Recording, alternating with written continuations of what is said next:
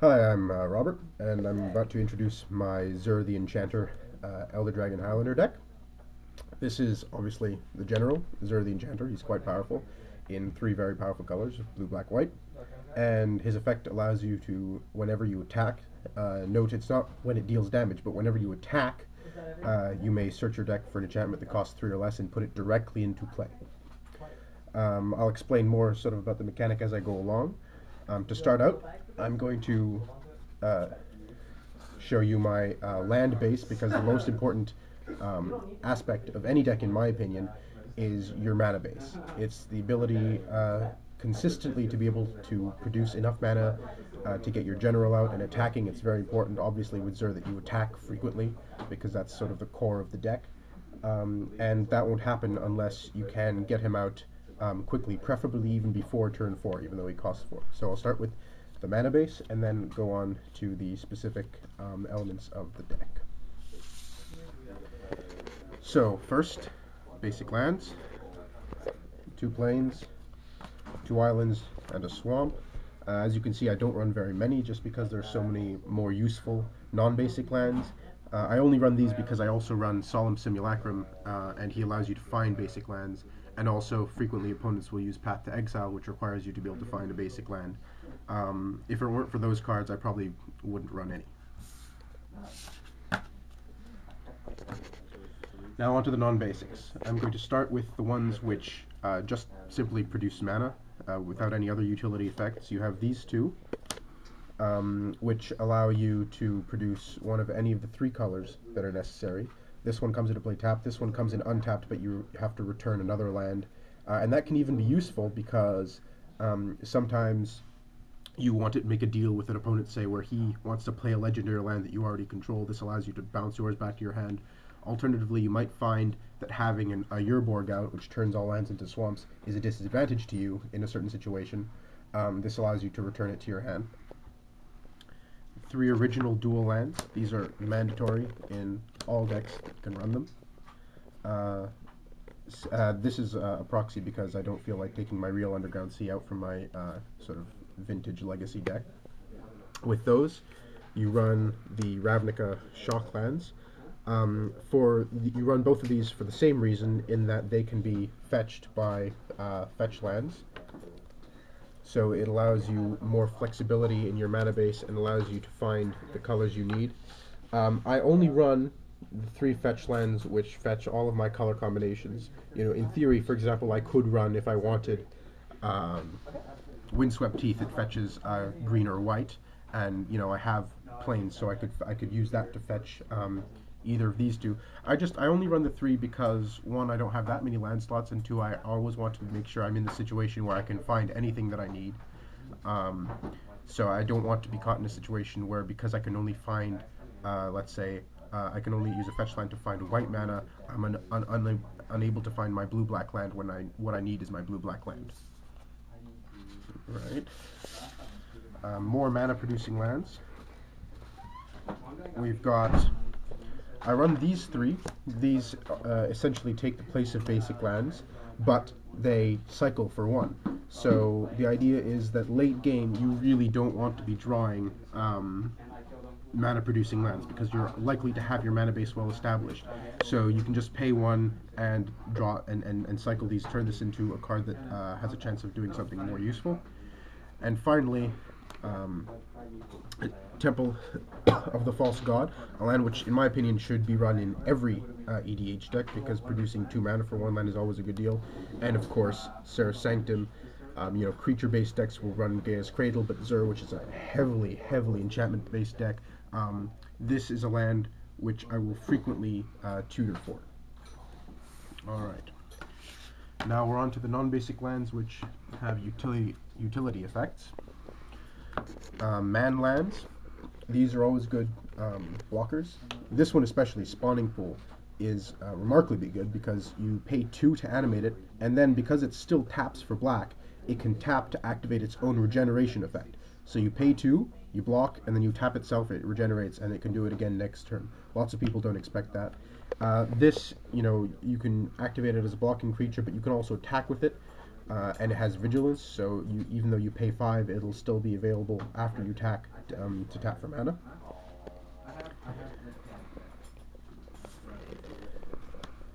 Dust Bowl and Strip Mine. These two are staples, which I again would include in any EDH deck.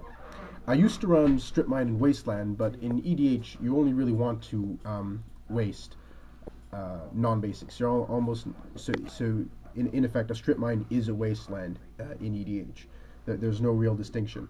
The difference is this one costs you nothing to activate, and this one costs 3 to activate, but is repeatable. So which one I will tutor for or search for depends on what the situation calls for. So if I need to get rid of a land right away and I don't have the mana to activate this, I'll find a Strip Mine. But if I do have a lot of mana available and I want the use of the repeatability, I'll go for the Dust Bowl. But there's no point in having both a Strip Mine and a Wasteland. Okay. Hall of the Bandit Lord. This is a recent inclusion, and this is an amazing card in Zur the Enchanter, because like I said, the whole point of this deck is to get started attacking with Zur as soon as possible, and this gives him haste. And of course, once he has haste and attacks, you find your deck, you search through your deck for an enchantment, which will then give you the ability to protect him. So you might find a Vanishing or Diplomatic Immunity. So most of the time, I will not play Zur unless I have a Hall of the Bandit Lord or a Lightning Greaves, something similar that allows me to get him protected right away, because most of the time, Zur won't survive one full round in a multiplayer before you can attack with him. Tower of the Magistrate. This is a bit of a diamond in the rough. In our meta, actually, more and more people have been catching on to the usefulness of this card. This allows you, essentially, to negate the effect of powerful equipments. Pay 1, tap it, target creature loses all the equipment it's wearing. It is tremendously useful, especially now that, you know, the Sword of Body and Mind, Sword of Fire and Ice, all these cards have become very popular. Even Argentum Armor, you know, it allows you to negate their effect, and you can use it to stop someone from equipping a creature with Greaves, so it'll stop an opponent from attacking right away, say with Rafik. That's a very powerful effect. Also, it has sort of diverse uses which one would not ordinarily think of. So, for instance, an opponent whose general is Kira, Great Glass Spinner, the first time you target it with any effect, spell, or ability in a turn, that ability is countered. So you can target it with a useless ability, such as this. Pay 1, tap it. It's the first effect in the turn. It gets countered, and now you can target it with removal. So this is a very useful card to have. Again, in my opinion, auto-include in EDH decks. Reliquary Tower. This is one of the centerpieces of this deck because, as you'll see later, the enchantments that you find with Zur, like Necropotence, allow you to inflate your hand very quickly, and you don't want to have to discard it, so no maximum hand size. Urborg, Tomb of Yawgmoth. This land isn't really essential in Zur right now because I don't have Cabal Coffers in yet, because I haven't found one. It is useful though because, as you'll notice, I have a lot of the lands I've just been showing you produce colorless mana. So if I want to be able to do something with them, or Maze of, for example, I'm about to show you, if I want to produce colored mana, this allows them to do that, to play my black spells like Necropotence and things, which require 3 black. Duskmantle, House of Shadow. This is another diamond in the rough. It's one of my favorites. It is very useful. It's blue-black tap, target player mills a card from the top of their deck. It doesn't seem that powerful until you realize that very many cards revolve around top-of-deck effects, and very many cards used in EDH. So, for example, if you try to destroy someone, Sensei Divining Top, they respond by putting it on top of their deck. Now you can get rid of it from the top of their deck. Also, many of the instant speed tutors, so Vampiric Tutor, Worldly Tutor, Enlightened Tutor, and Mystical Tutor, they find the card, but then they put it on top of the deck, so then you can get rid of it. You know, or if an opponent is playing with Future Sight or Oracle of Moldiah, which means the top of their deck is revealed, you can see what they're going to draw, and you can stop them from drawing it by making them mill one. So this is a powerful card. It allows you to control very many aspects of how your opponents play, and it means they'll be wary. You know, they won't want to tutor when you have this. So it's a very good control card, and a diamond in the rough, which I suggest you play if you're running blue-black. Maze of Ith, staple, unavoidable. simply must be in every EDH deck. The ability to negate a creature attack is very, very useful indeed.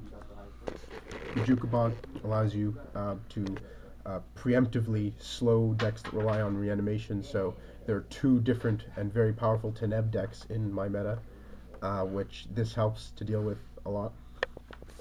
Also, you know, when you can foresee that a green deck is going for Eternal Witness, you can go for that.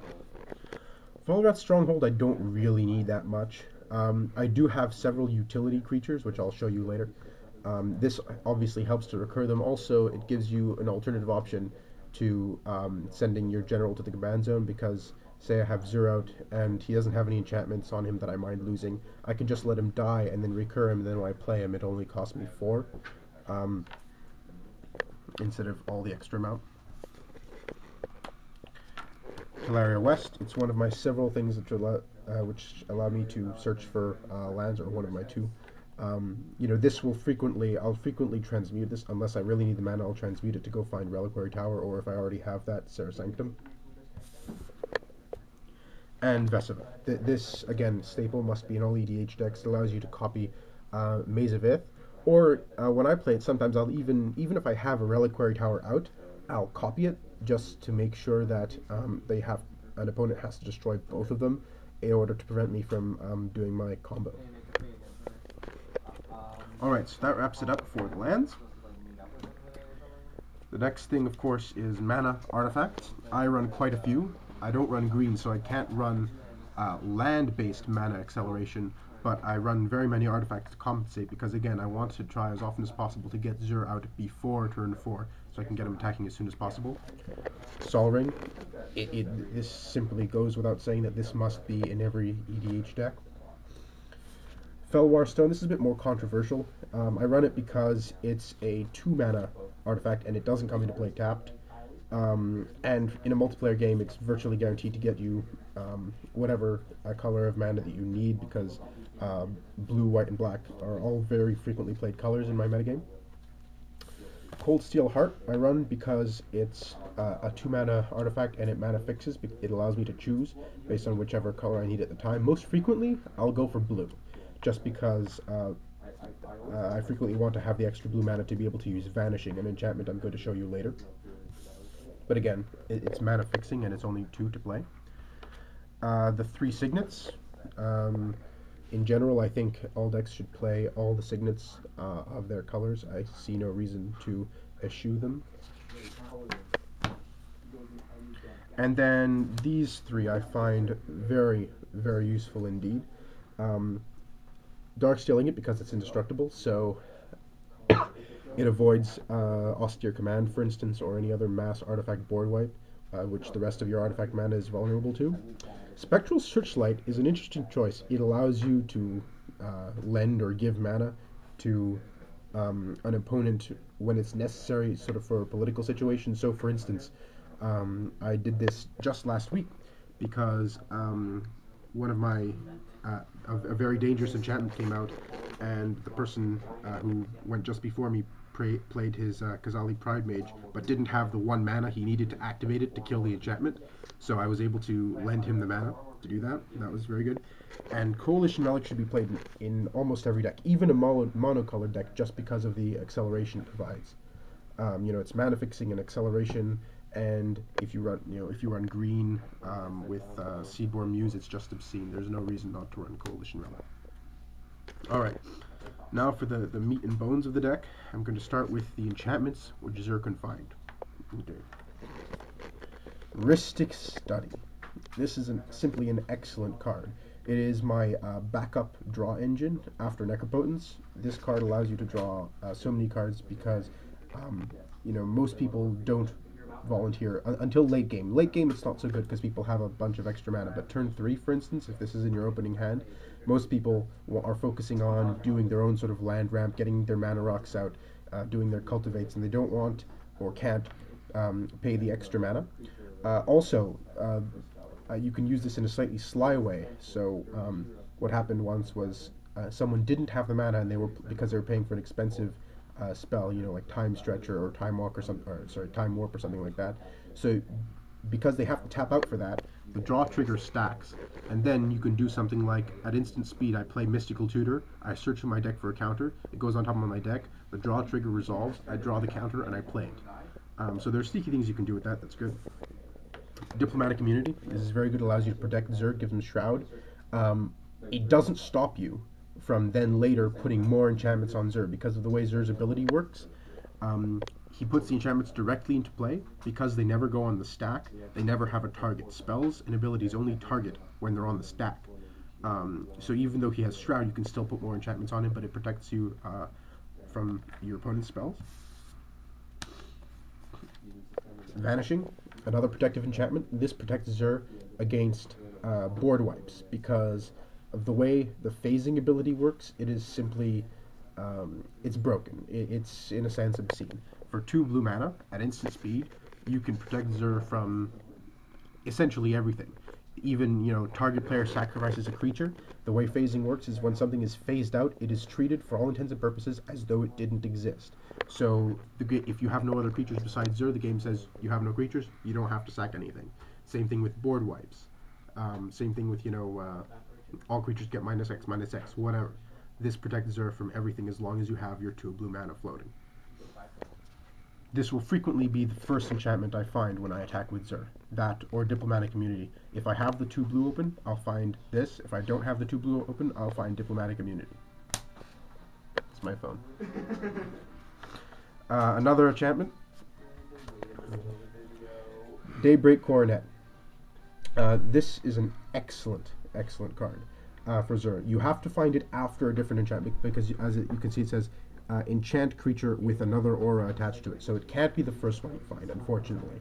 But once you have your Vanishing or your Diplomatic Immunity on it, this gives Zur Vigilance, which is important because frequently Zur will be the only creature I have, and if I have to attack with it every turn, it's nice if it has Vigilance, so I can then block with it. Also, it gives First Strike is not that important, but Lifelink, because Lifelink fuels Necropotence. For every extra life you have, you can draw an extra card, so that's very useful.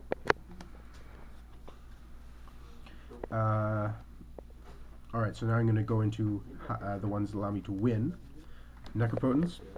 This is simply amazing. It allows you, it's obviously not the same power level as Yawgmoth's Bargain, which is banned, but this allows you to essentially pay 1 life, and at end of turn you get to draw a card. Now, you usually have to discard if you draw above 7, but I play Reliquary Dower, so that's not really relevant. It's 3 mana, so you can find it with Zur, and it allows you to massively inflate your hand in order to prepare for Imperial Armor, which is your kill card. This is the last thing I usually find to put on Zur.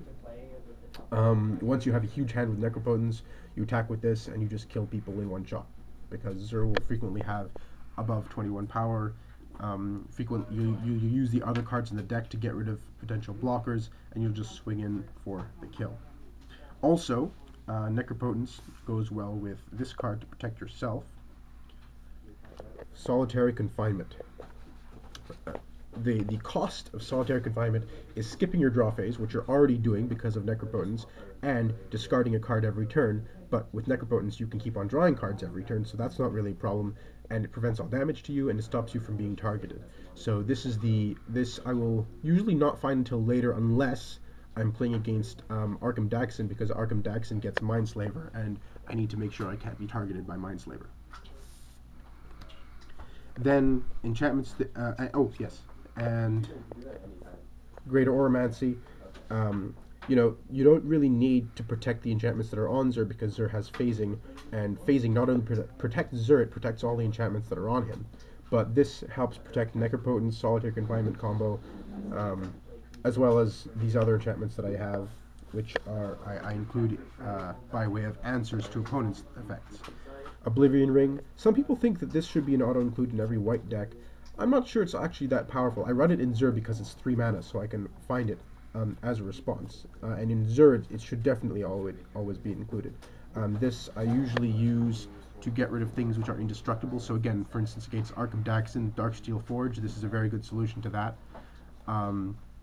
Obviously, it's not a great solution against generals, because they'll just get back to the command zone and come back really quickly. Necromancy. This is really good. It allows you to reanimate a creature from a graveyard. Um, you can use it. I frequently use it on things like Terracodon Primeval Titan because they have very powerful comes into play effects. Also, remember that because you include these cards in your deck, you might also draw them. It's not you're not only going to be finding them with Zur, but this is never a dead draw because if you read the effect, you can use it at instant speed. If you use it at instant speed, then the creature doesn't stick around. You have to sacrifice it at end of turn, but you can use it sort of as a surprise to get a blocker. And again, if you use it on a Terracodon, that's an instant speed, kill 3 things, and stay around for the rest of the turn to block. So it's a very powerful effect. And again, you can find it with Zur. Prison Term. This is very good to use as a way of nullifying the effects of opponents' generals. So generals that rely on attacking, such as Rafik, this stops. Also generals that rely on their activated abilities, such as Arkham Daxon, this also stops. So, and of course, you can play it on other things and just wait until another player plays their general because you can move it around. You're not stuck. Before I had this, I included Shackles, which I'll show you later. It's a toss-up between the two. You can also use Arrest, for instance. There are another number of options that can fill that slot. And finally, for the enchantments that Zur finds, Aura of Silence, this is very good against artifact enchantment heavy decks. And it allows you, it's versatile. Obviously, while it's in play, it suppresses your opponent's abilities to play artifacts and enchantments, but you can also sack it when needed to kill a critical threat. So, against Rafik, for instance, Finest Hour, this will usually get popped to kill Finest Hour. So those are the enchantments.